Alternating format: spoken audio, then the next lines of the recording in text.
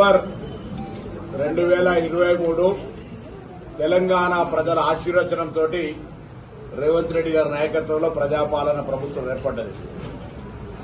ముళ్ల కంచెలను తొలగించి ప్రజలు ప్రజాస్వామికంగా నిరసన చెప్పుకునేటువంటి ఇందిరా పార్క్ ధర్నా చౌక్ ను ఓపెన్ చేసి ప్రజాస్వామిక పరిపాలన కొనసాగించే విధంగా ముందుకు పోయే సందర్భంలో ఎన్నికైన మొదటి నెల నుంచే టీఆర్ఎస్ పార్టీ బీజేపీ రెండు కవల పిల్లల్లాగా తెలంగాణ ప్రజాపాలన ప్రభుత్వాన్ని అనేక సందర్భాల్లో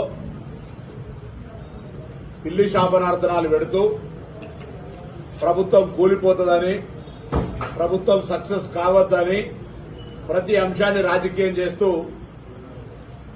ప్రజాపాలన ప్రభుత్వానికి అడ్డంకులు సృష్టించే ప్రయత్నం చేస్తా ఉన్నారు. ఇప్పుడు కొత్తగా తెలంగాణ ప్రభుత్వాన్ని ఏదో విద్యార్థుల స్థలం గుంజుకుంటున్నట్టుగా హైదరాబాద్ సెంట్రల్ యూనివర్సిటీకి సంబంధించిన స్థలాన్ని ప్రభుత్వం అమ్ముకుంటా ఉంది అని ఆరోపణలు చేస్తూ ఈరోజు విద్యార్థులను ఒక కన్ఫ్యూజన్ వాళ్ళను రెచ్చగొట్టే ప్రయత్నం చేస్తూ ఉంది. నేను కూడా ఒక విద్యార్థి సంఘ నాయకుడిని. నేను విద్యార్థులందరికీ విజ్ఞప్తి చేస్తా ఉన్నా. ఇది 2014లో ఆనాడున్నటువంటి అధికారులు పంచనామా చేసి చట్టపరంగా ఈ 400 ఎకరాలను యూనివర్సిటీకి సంబంధం లేదని గోపనపల్లిలో 367 ఎకరాల స్థలాన్ని ఆల్టర్నేటివ్ ల్యాండ్ కింద తీసుకోవడం జరిగింది. దానికి సంబంధించిన పేపర్లు నేను పత్రికల వారికి అదేవిధంగా మీ ద్వారా ప్రతిపక్షాలకు కూడా వస్తా ఉన్నాం. ఇవాళ అకారణంగా ఆ భూమిని ఏదో ప్రభుత్వం అమ్ముకుంటుంది, రియల్ ఎస్టేట్ చేస్తుంది అనేటువంటి అంశంకి వచ్చినప్పుడు 2004లో ఈ ప్రభుత్వము 20 సంవత్సరాల క్రితం యూనివర్సిటీ నుంచి ఢిల్లీకి అయిపోయింది. దీంతో పాటుగా పక్కనే కంచ, గోపనపల్లి పరిసరాల ప్రాంతాల గ్రామాలకు సంబంధించిన స్థలం ఇది. గోపనపల్లిలో కంచ పక్కనున్నటువంటి స్థలంలో ఇదే స్థలానికి హెచ్సి ఏదైతే హైదరాబాద్ సెంట్రల్ యూనివర్సిటీ అంటా ఉన్నారో ఈ పక్క స్థలంలోనే 132 ఎకరాలు ఎన్జీఓలకు సంబంధించి కేటాయించబడి ఉంది. ఈ రోజు మాట్లాడుతున్నటువంటి భారతీయ జనతా పార్టీ నాయకులు గాని, బీఆర్ఎస్ నాయకులు గాని 10 సంవత్సరాల అధికారంలో ఉన్నటువంటి వాళ్ళు ఈ స్థలం పైన కోర్టులో కేసుంటే ఇది యూనివర్సిటీ అధికారులు గాని, యూనివర్సిటీ సంబంధించిన ఏ వ్యక్తి కూడా ఈ స్థలం మాది అని ఎక్కడ కూడా న్యాయపరమైన పోరాటంలో భాగస్వామ్యం తీసుకోలే.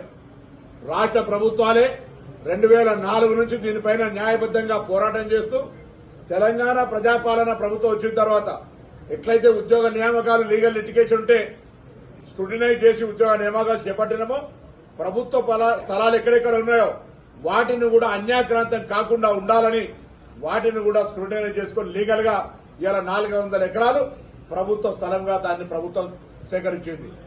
ఇది కోర్టు ద్వారా సాధించుకున్నటువంటి న్యాయపరమైన పోరాటం. దీనికి హైదరాబాద్ సెంట్రల్ యూనివర్సిటీ స్థలానికి సంబంధం లేదు. కానీ కేసీఆర్ గారితో ప్రతిపాదింపబడి నియమించినటువంటి కేసీఆర్ గారితో ప్రతిపాదన చేయబడి రాష్ట్ర బీజేపీ అధ్యక్షుడు కిషన్ రెడ్డి గారు, బండి సంజయ్ గారు, టీఆర్ఎస్ పార్టీ ఒకటే గొంతుగా తానా తందానా అంటే తానా తందానా అన్నట్టుగా ఇద్దరు కలిసి విద్యార్థులను రెచ్చగొడుతూ కన్ఫ్యూజన్ చేస్తూ ఈ స్థలం మీద ప్రజలను ఒక అభద్రతా భావంతో ఏదో ప్రభుత్వం తప్పు చేస్తున్నట్టుగా చూపించే ప్రయత్నం చేస్తున్నారు. ఈ ల్యాండ్కు సంబంధించిన పూర్వాపరాలను నిజంగా ఎవరైనా విద్యార్థుల ప్రతినిధులు వస్తే స్పష్టంగా అక్రాస్ ది టేబుల్ జరిగిన పరిణామాలు 1 by 1 వారికి వివరించడానికి సిద్దంగా ఉన్నాం. కానీ అదేం పట్టనట్టుగా కావాల్సుకొని 20 సంవత్సరాలుగా హైదరాబాద్ సెంట్రల్ యూనివర్సిటీకి సంబంధం లేకుండా, హైదరాబాద్ సెంట్రల్ యూనివర్సిటీ న్యాయపరమైన పోరాటంలో భాగస్వామ్యం లేకుండా ఇవాళ స్థలానికి సంబంధించిన హక్కును అడుగుతుంటే మరి పక్కనే ఎన్జీఓలకు ఇచ్చి సేమ్ అప్పుడు 2004లో ఆ ఎన్జీఓలు తీసుకున్నటువంటి స్థలానికి సంబంధించిన అంశం మీద ప్రతిపక్షాలు బీజేపీ, టీఆర్ఎస్ స్టాండ్ ఎందుకు మాట్లాడుతున్నారని అడుగుతా ఉన్నాం. కావాల్సుకొని విద్యార్థులను రెచ్చగొడితే ప్రభుత్వం అప్రతిష్ట పాలవుతుంది. ఇవాళ ఈ ప్రభుత్వాన్ని అడుగడుగున అడ్డంకులు పెడుతూ అడుగడుగున దీన్ని ఎట్లనైనా చేసి ఆపాలి, ప్రభుత్వం ముందడికి పోవద్దు, ఏ పథకం కూడా సక్సెస్ కావద్దనే విధంగా ప్రభుత్వాన్ని ఆరోపణలు చేసే ప్రయత్నం చేస్తారు. హైదరాబాద్ సెంట్రల్ యూనివర్సిటీ పక్కా ఈ ప్రభుత్వం విద్యాపరంగా అభివృద్ధి చేసే ప్రభుత్వం.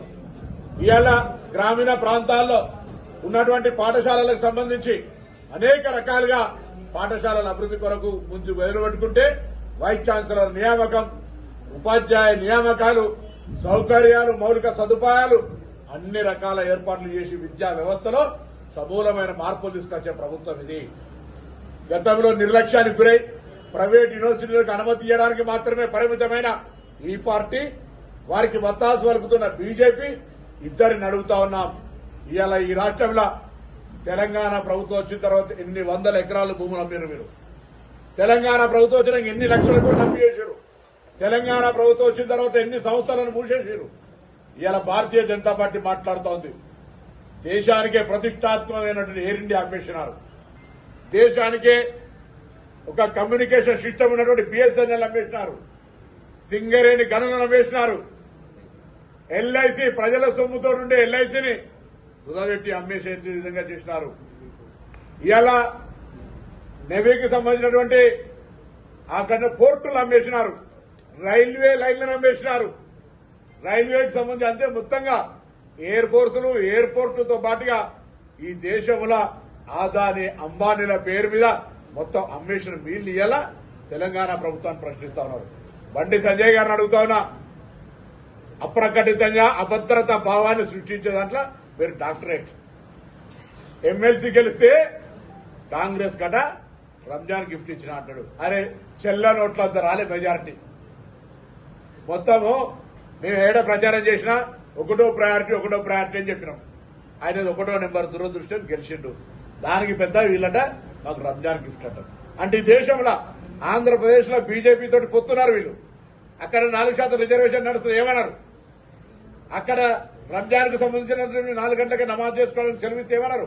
ఇక్కడికి వచ్చేటప్పటికి మేమేదో కొత్తగా చేస్తున్నాం మాట. అంటే ఎంతసేపు కన్ఫ్యూజన్, కాంట్రవర్సీ, ఈ కాంట్రవర్సీ కన్ఫ్యూజన్ క్రియేషన్ తోటి వాళ్ళు లాభం పొందాలనే తప్ప. నేను అడుగుతాను ఇలా బండి సంజయ్ గారిని, దేశంలో ఇన్ని వ్యవస్థలు అమ్మిన మీరు ఇది హైదరాబాద్ సెంట్రల్ యూనివర్సిటీ స్థలం కాకపోయినా ఎందుకు రాద్ధాంతం చేస్తున్నారని అడుగుతా ఉన్నా. కిషన్ రెడ్డి గారు అయితే నేచురల్ గా మైక్ సౌండ్ సిస్టమే కేసీఆర్ గారిది. ఆయన బీజేపీ బండి సంజయ్ గారిని ఎందుకు తొలగించారని చెప్పారు. బండి సంజయ్ గారిని తొలగించి ఇయ్యాలి వరకు కూడా బీజేపీ అధ్యక్ష పదవిని మార్చుకోలేకపోతున్నారు వాళ్ళు. ఓన్లీ టీఆర్ఎస్ పార్టీ కనుసైనిగాలని నడిచే కిషన్ రెడ్డి బీఆర్ఎస్ బినామీ, భూములు బినామీ చూసినాం, ఇంకేదో బినామీలు చూసినాం. కానీ ఒక రాజకీయ పార్టీకి బినామీ అధ్యక్షుడు కిషన్ రెడ్డి ప్రత్యక్ష సాక్షి మనకు. ఎందుకే అంత ఉలిక్కిపడి మాట్లాడుతున్నావు? అట్లా ఉలిక్కిపడకపోతే కేసీఆర్ తోటి నీకు మ్యాచ్ ఫిక్సింగ్ లా అడ్జస్ట్మెంట్ సెటిల్మెంట్ కలుస్తలేదా? ఏం చేయాలా? మీరు దేశంలో ఎన్ని అన్వేషారు? ఈ దేశంలో ఏమేం చేయాలి మీరు అకృత్యాలు? ఈ దేశంలో మొత్తం ఆర్థిక సంక్షోభం వచ్చి ఇన్ని రకాల నేను చెప్పిన సంస్థలన్నీ అమ్మింది మీరు కాదా? అసలు విద్యా సంస్థల్ని మొత్తంగా కబలి మొత్తం వాటిని అంతా కూడా కుదించి వేసి వాటి హక్కులను హరించే ప్రయత్నం చేస్తున్నారు మీరు. నేను మరొకసారి తెలంగాణ ప్రభుత్వం పక్షాన హైదరాబాద్ సెంట్రల్ యూనివర్సిటీకి సంబంధించి ఎక్కడ కూడా ఒక నయా పైస విఘాతం కలగదు. విద్యార్థులారా గమనించండి. రాజకీయ పార్టీలు ప్రేరేపించే అంశం లోపల ప్రేరేపితం కాకండి. మేము విద్యార్థి సంఘ నాయకుడిగా మీతో అన్ని విషయాలను అవసరమైతే మంత్రివర్గంలో మాట్లాడతాం. కానీ అనవసరంగా వాళ్ళ చక్కర్లు వచ్చి దయచేసి మీరు టెంప్ట్ కావద్దు. ఈ 400 ఎకరాల గురించి ఎన్నడైనా హెచ్సియు స్థలంగా మీరు ఫీల్ అయినరా?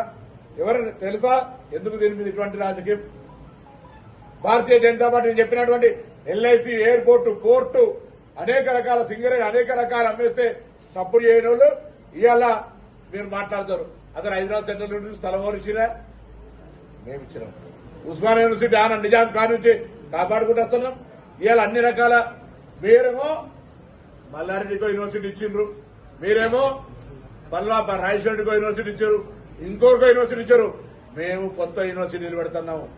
చాకలి ఐలమ్మ మహిళా యూనివర్సిటీ అన్నాం, sports young India sports university అన్నాం, యంగ్ ఇండియా స్కిల్ యూనివర్సిటీ అంటున్నాం. ఈ విధంగా అన్ని రకాల వృత్తిపరమైన అంశాలు అభివృద్ధి చేయాలని చూస్తుంటే ఈ ప్రభుత్వం మమ్మల్ని బదనాం చేసే ప్రయత్నం చేస్తోంది. హైదరాబాద్ సెంట్రల్ యూనివర్సిటీ ఇవాళ ఒకవేళ ఆనాడు రాజశేఖర రెడ్డి గారి నాయకత్వంలో ఇవాళ అక్కడ ఉండబడేటువంటి ఆ ప్రాంతం అభివృద్ధి జరిగిందంటే స్థలాల అభివృద్ధి చేయడం వల్ల కాదా? ఇవాళ ఎన్ని రకాల పారిశ్రామిక వరల్డ్ క్లాస్ ఇండస్ట్రీస్ వస్తా ఉన్నాయి. ఎట్లా వస్తున్నాయి? ఇవాళ అక్కడ ఉండబడేటువంటి ఏరియా అంతా ఒక ఐటీ రంగానికి పెట్టుబడి పునాదిగా మారితే ప్రాబ్లం ఎక్కడ వచ్చిందంటే అసలు ఎజెండా అసలు రహస్యం పక్కనే ఈ స్థలం ఒకవేళ కార్పొరేట్ గా ఇళ్ల నిర్మాణానికో ఇతర పరిశ్రమలో వస్తే పక్కనే Raj Pushpa TRS party MLC మాజీ సిద్దిపేట కలెక్టర్, ఇంకో పక్కన మై హోమ్ రామేశ్వరరావుకు సంబంధించిన ఆనాటి ప్రభుత్వంలో హైరేజులు కట్టి అమ్ముడు ఒక ఉండి రేపు పొద్దున ఇబ్బంది కలుగుతుందని వాళ్ళని ప్రేరేపితం చేసి టీఆర్ఎస్ బీజేపీ నాయకులు వెళ్ళి కార్యక్రమం చేస్తారు.